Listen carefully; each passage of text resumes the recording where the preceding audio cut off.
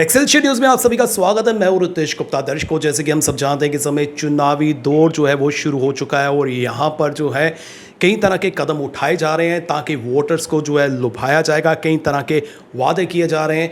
इस वक्त जो है इन सब पहलुओं पर मेरे साथ चर्चा करने के लिए फॉर्मर मिनिस्टर बीजेपी से मैडम प्रिया सेठी हैं। आइए इनसे बात करते हैं। मैम, चुनावी बिगुल बज चुका है और भाजपा के खेमे में भी बैठकों का दौर जो है वो शुरू हो चुका है। किस नज़रिए से सबसे पहले आप इन चुनावों को देखती हैं? देखिए, भारतीय जनता पार्टी हमेशा से जो है हमेशा से मुस्तैदी से काम करती है और चुनावी मैदान के लिए हमेशा तैयार रहती है। जिस तरह से लोकसभा के इलेक्शंस हुए और अब चुनाव है, और ये बहुत महत्वपूर्ण चुनाव है जम्मू कश्मीर के लिए, क्योंकि एब्रीगेशन ऑफ आर्टिकल 370 के बाद ये बहुत बड़ा चुनाव है। आपने देखा है कि किस तरह से मंशाएँ एनसी की हों, कांग्रेस की हों, वो उभर के वो जो 70 साल वाला एजेंडा जो है वापस जो है लाने की कोशिश हो रही है। तो इसीलिए ये महत्वपूर्ण चुनाव है, ये अपने अस्तित्व का चुनाव है। ये हर उस बहन के लिए अस्तित्व का चुनाव है कि 70 साल जिन एनसी और कांग्रेस के लोगों ने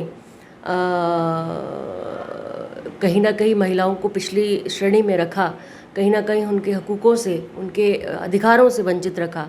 आज उस बहन के लिए भी ये चुनाव बहुत ज़रूरी है, उस महिला के लिए ये चुनाव बहुत ज़रूरी है, क्योंकि उसको भारतीय जनता पार्टी के पक्ष में वोट करना बहुत ज़रूरी है। और ख़ासकर इसीलिए ज़रूरी है क्योंकि वेस्ट पाकिस्तानी रिफ्यूजियों को अगर किसी ने हक दिया तो वो माननीय प्रधानमंत्री श्री नरेंद्र मोदी जी ने दिया। अगर एक वाल्मीकि समाज की बेटी को अगर हक मिला, एक बेटे को हक मिला, तो माननीय प्रधानमंत्री जी के 370 एब्रोगेशन के बाद मिला। तो ऐसी चीज़ें जो है भारतीय जनता पार्टी के पक्ष में जो है, और ख़ासकर जम्मू कश्मीर के अंदर 370 के बाद का रहा सिस्टम, जिस तरह से डेवलपमेंट हुई, जिस तरह से आगाज़ हुआ, मुझे लगता है कि असेंबली के इलेक्शंस के लिए हम सब बहुत मुस्तैदी से तैयार हैं। जी मैम, जिस तरह से भाजपा तैयार है, लेकिन भाजपा को जो है काफ़ी काम करने की आवश्यकता होगी क्योंकि चुनौतियां काफ़ी रहेंगी। ओपोजिशन की बात करें, जिस तरह से एनसी और कांग्रेस ने हाथ में ला लिया है, और बाकी रीजनल पार्टीज़ की बात करें तो कहीं ना कहीं जो है वो डायरेक्टली इनडायरेक्टली जो है कांग्रेस को सपोर्ट कर रही हैं। तो कहीं ना कहीं बीजेपी के लिए जो है काफ़ी चुनौतियों भरा ये दौर रहेगा। मुझे लगता है कि जिस तरह से चुनौतियां तो कोई इतनी खास नहीं रहती हुई, भारतीय जनता पार्टी का हमेशा अपना नीचे एक डेवलपमेंट का एजेंडा रहा है। हमेशा निचले स्तर के ऊपर आपने देखा है, विजुअल चेंजेस भी देखेंगे तो आपको लगेगा कि कहीं ना कहीं बहुत बड़े पैमाने के ऊपर जो है चेंज जो है वो आया है। और यही नहीं आया है, उसके अलावा भी हमने देखा है कि जो हकूक़ हैं, जो हक़ों की बात होती है, एसटी समाज की बात है, एससी समाज की बात है, पहाड़ियों की बात है, महिलाओं की बात है, युवा की, वाल्मीकि समाज के लोगों की बात है, अगर किसी ने सच्ची तरह से अगर किसी ने उनको एम्पावर किया है तो माननीय प्रधानमंत्री श्री नरेंद्र भाई मोदी जी ने किया है। एनसी कांग्रेस ने मिलकर हमेशा से यहाँ पर जम्मू कश्मीर के अंदर आपने देखा है कि 5 साल के अंदर आतंकवाद ऑलमोस्ट ख़त्म है। आपने देखा है कि 10 सालों के कार्यकाल के अंदर एक डेवलपमेंट का आगाज़ पूरा निचले स्तर तक गया है। गुड गवर्नेंस है, लोगों को सुख मिलता है। लोगों के लिए अगर डायरेक्ट बेनिफिट के अकाउंट में उस महिला के अकाउंट में पैसा आता है तो कहीं ना कहीं उसको एक महसूस होता है कि वो गवर्नेंस का एक हिस्सा है। मुझे लगता है इन चीज़ों के ऊपर हमारे लिए चुनौतियां तो नहीं, बाकायदा आने वाले समय के अंदर, जैसे हमने दो ही हमने लोकसभा लड़ी और दोनों ही हमने जीत कर जो है माननीय प्रधानमंत्री को समर्पित की। यहाँ के लोगों ने समर्पित की, वो चाहते थे कि राष्ट्रवादी ताकतें यहाँ पर मजबूत हों।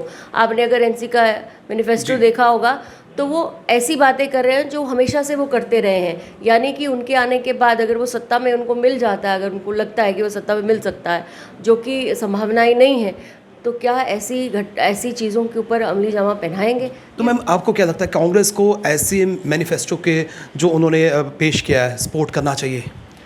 मुझे लगता है कांग्रेस का सिर्फ एक ही काम है कि सत्ता में आना। देश के लिए कभी भी कांग्रेस खड़ी नहीं हुई। जवाहरलाल नेहरू जी के सबसे बड़ा ब्लंडर जो जम्मू कश्मीर के अंदर जो लागू करवाया गया 370 को 35A को, वो जवाहरलाल नेहरू जी जब आपके प्राइम मिनिस्टर थे तब लागू हुआ। तो सबसे बड़ा ब्लंडर, हिस्टोरिकल ब्लंडर अगर किसी ने किया तो कांग्रेस ने किया। और कांग्रेस की ही मुझे लगता है कि एक डायनेस्टिक पॉलिटिक्स ही आ रही है। ये सत्ता में सुख भोगने के लिए आ रहे हैं। ये सत्ता गुड गवर्नेंस, लोगों के लिए जो राइट्स है, हुकूक है, उनके लिए नहीं आ रही है। इनके लिए सिर्फ है कि हम फ्रीबीज़ की तरह हम जो है इनके साथ रहें। आप बताइए, नेशनल्स पार्टी है कांग्रेस, 60 सीटों पे वो लड़ रही है, 60 सीटों पे नेशनल कॉन्फ्रेंस लड़ रही है, 30 सीटों पे ये लड़ रही है। तो आप बताइए एक नेशनलिस्ट पार्टी जो है इतना प्रभाव नहीं जमा पा रही है, यानी कि ये पूरे डिपेंडेंट है सत्ता पे आने के लिए एनसी के लिए। मैम भाजपा जो है कितनी सीट्स एक्सपेक्ट करती है? देखिए जो हमारी तैयारी है, हम बहुत बहुमत में जो है इस बार बहुत ज़्यादा तादाद में जो है हम सीट्स जीतेंगे। और मुझे लगता है आने वाले समय के अंदर एक दौर ऐसा भी है कि हम जो एक्सपेक्ट कर रहे हैं कि हमारा chief minister Bharatiya Janata party का होगा, ये भी हम बहुत मजबूती से कहते हैं। मैम जिस तरह से भाजपा हमेशा से कहती है कि 50+ सीट्स जो हैं वो हासिल करेंगे, और इसी पर जो है विपक्षी पार्टियों की बात करें, विशेष प्रकार से चौधरी लाल सिंह जी की बात करें, तो उनका ये कहना है कि 40 सीटों पर तो भाजपा ने पहले ही हार मान ली है, क्योंकि वो हमेशा बात करती है कि 50+ सीट जो है वो जीतेंगी। इट मीन्स कि वो 40 पर हार अपनी स्वीकार करती है।